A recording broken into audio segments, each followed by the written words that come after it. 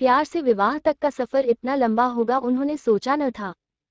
दो युवा दिलों ने दाम्पत्य जीवन के सपने संजोने शुरू कर दिए थे, लेकिन इंतजार की घड़ियां बढ़ती ही जा रही थी। मुझे गुमसुम और उदास देखकर माँ ने कहा, क्या बात है रति, तू इस तरह मुंह लटकाए क्यों बैठी है? कई दिन से मनोज का भी कोई फोन नहीं आया। दोनों ने आपस में झगड़ा कर लिया क्या? नहीं माँ, रोज रोज क्या बात करें। कितने दिनों से शादी की तैयारी कर रहे थे, सब व्यर्थ हो गई। यदि मनोज के दादाजी की मौत न हुई होती तो आज तेरी शादी को 15 दिन हो चुके होते। वो काफी बूढ़े थे, 13वीं के बाद शादी हो सकती थी, पर तेरे ससुराल वाले बड़े दकियानुसी विचारों के हैं। कहते हैं कि साय नहीं है। अब तो 5-6 महीने बाद ही शादी होगी। हमारी तो सब तैयारी व्यर्थ हो गई। शादी के कार्ड बन चुके थे, फंक्शन हॉल को, कैटरर्स को, सजावट करने वालों को और भी कई लोगों को एडवांस पेमेंट कर चुके थे। 6 महीने शादी सरकाने से अच्छा खासा नुकसान हो गया है। इसी बात से तो मनोज बहुत डिस्टर्ब है माँ, पर कुछ कह नहीं पाता। बेटा, हम भी कभी तुम्हारी उम्र के थे, तुम दोनों के एहसास को समझ सकते हैं, पर हम चाहकर भी कुछ नहीं कर सकते। मैंने तो तेरी सास से कहा भी था कि साय नहीं है तो क्या हुआ, अच्छे काम के लिए सब दिन शुभ होते हैं, अब हमें शादी कर देनी चाहिए। मेरा इतना कहना था कि वो तो भड़क गई और कहने लगी, आपके लिए सब दिन शुभ होते होंगे, पर हम तो सायों में भरोसा करते हैं। हमारा इकलौता बेटा है, हम अपनी तरफ से पुरानी मान्यताओं को अनदेखा कर मन में कोई वहम पैदा नहीं करना चाहते। रति सोचने लगी कि मम्मी इससे ज्यादा क्या कर सकती है और मैं भी क्या करूं। मम्मी को कैसे बताऊं कि मनोज क्या चाहता है। नर्सरी से इंटर तक हम दोनों साथ साथ पढ़े थे, किंतु दोस्ती इंटर में आने के बाद ही हुई थी। इंटर के बाद मनोज इंजीनियरिंग करने चला गया और मैंने बीएससी में दाखिला ले लिया था। कॉलेज अलग होने पर भी हम दोनों छुट्टियों में कुछ समय साथ बिताते थे, बीच में फोन पर बातचीत भी कर लेते थे, कंप्यूटर पर चैट हो जाती थी। एमएससी में आते ही मम्मी पापा ने शादी के लिए लड़का तलाशने की शुरुआत कर दी। मैंने कहा भी कि मम्मी, एमएससी के बाद शादी करना, पर उनका कहना था कि तुम अपनी पढ़ाई जारी रखो, शादी कौन सी अभी हुई जा रही है, अच्छा लड़का मिलने में भी समय लगता है। शादी की चर्चा शुरू होते ही मनोज की छवि मेरी आंखों में तैर गई थी।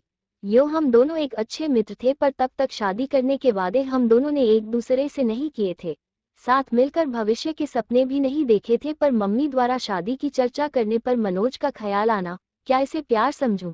क्या मनोज भी यही चाहता है? कैसे जानूं उसके दिल की बात?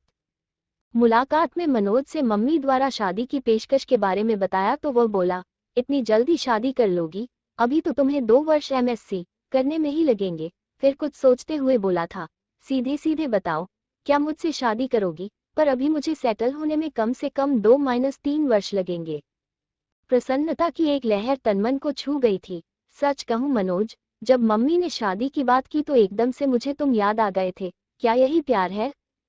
मैं समझता हूँ यही प्यार है। देखो, जो बात अब तक नहीं कह सका था, तुम्हारी शादी की बात उठते ही मेरे मुंह पर आ गई और मैंने तुम्हें प्रपोज कर डाला। अब जब हम दोनों एक दूसरे से चाहत का इजहार कर ही चुके हैं तो फिर इस विषय में गंभीरता से सोचना होगा। सोचना ही नहीं होगा रति, तुम्हें अपने मम्मी पापा को इस शादी के लिए मनाना भी होगा।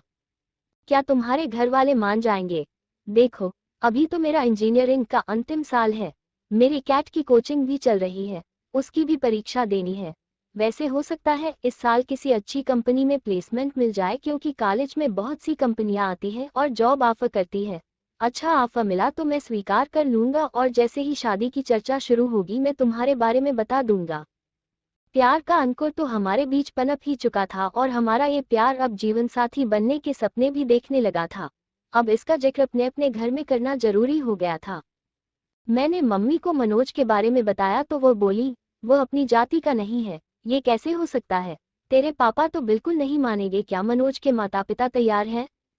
अभी तो इस बारे में उसके घर वाले कुछ नहीं जानते। फाइनल परीक्षा होने तक मनोज को किसी अच्छी कंपनी में जॉब का ऑफर मिल जाएगा और रिजल्ट आते ही वो कंपनी ज्वाइन कर लेगा। उसके बाद ही वो अपने मम्मी पापा से बात करेगा। क्या जरूरी है कि वो मान ही जाएंगे? मम्मी, मुझे पहले आपकी इजाजत चाहिए। यह फैसला मैं अकेले कैसे ले सकती हूँ? तुम्हारे पापा से बात करनी होगी। उनसे बात करने के लिए मुझे हिम्मत जुटानी होगी। यदि पापा तैयार नहीं हुए तो तुम क्या करोगी? करना क्या है मम्मी, शादी होगी तो आपके आशीर्वाद से ही होगी, वरना नहीं होगी। इधर मेरा एमएससी फाइनल शुरू हुआ। उधर इंजीनियरिंग पूरी होते ही मनोज को एक बड़ी कंपनी में अच्छा स्लॉट मिल गया था और यह भी करीब करीब तय था कि भविष्य में कभी भी कंपनी उसे यूएस भेज सकती है। मनोज के घर में भी शादी की चर्चा शुरू हो गई थी। मैंने मम्मी को जैसे तैसे मना लिया था और मम्मी ने पापा को, किंतु मनोज की मम्मी इस विवाह के लिए बिल्कुल तैयार नहीं थी। इस फैसले से मनोज के घर में तूफान उठ खड़ा हुआ था। उसके घर में पापा से ज्यादा उसकी मम्मी की चलती है। ऐसा एक बार मनोज ने ही बताया था। मनोज ने भी अपने घर में ऐलान कर दिया था कि शादी करूंगा तो रति से वरना किसी से नहीं। आखिर मनोज के बहन बहनोई ने अपनी तरह से मम्मी को समझाया था, मम्मी, आपकी यह जिद मनोज को आपसे दूर कर देगी। आजकल बच्चों की मानसिक स्थिति का कुछ पता नहीं चलता कि वो कब क्या कर बैठे। आज के ही अखबार में समाचार है कि माता पिता की स्वीकृति न मिलने पर प्रेमी प्रेमिका ने आत्महत्या कर ली। वो दोनों बालिग हैं। मनोज अच्छा कमा रहा है। वह चाहता तो अदालत में शादी कर सकता था, पर उसने ऐसा नहीं किया और आपकी स्वीकृति का इंतजार कर रहा है। अब फैसला आपको करना है। मनोज के पिता ने कहा था, बेटा, मुझे तो मनोज की इस शादी से कोई ऐतराज नहीं है। लड़की पढ़ी लिखी है, सुंदर है, अच्छे परिवार की है और सबसे बड़ी बात मनोज को पसंद है। बस हमारी जाति की नहीं है तो क्या हुआ, पर तुम्हारी मम्मी को कौन समझाए। जब सब तैयार है तो मैं ही उसकी दुश्मन हूँ क्या? मैं ही बुरी क्यों बनूं? मैं भी तैयार हूँ। मम्मी का इरादा फिर बदले। इससे पहले ही मंगनी की रस्म पूरी कर दी गई थी। तय हुआ था कि मेरी एमएससी पूरी होते ही शादी हो जाएगी। मंगनी हुए 1 साल हो चुका था। शादी की तारीख भी तय हो चुकी थी। मनोज के बाबा की मौत न हुई होती तो हम दोनों अब तक हनीमून मनाकर कुल्लू मनाली, शिमला से लौट चुके होते और 3 महीने बाद मैं भी मनोज के साथ अमेरिका चली जाती। पर अब 6-7 महीने तक साय नहीं है, अतः शादी अब तभी होगी, ऐसा मनोज की मम्मी ने कहा है। पर मनोज शादी के टलने से खुश नहीं है। इसके लिए अपने घर में उसे खुद ही बात करनी होगी। हाँ, यदि मेरे घर से कोई रुकावट होती तो मैं उसे दूर करने का प्रयास करती।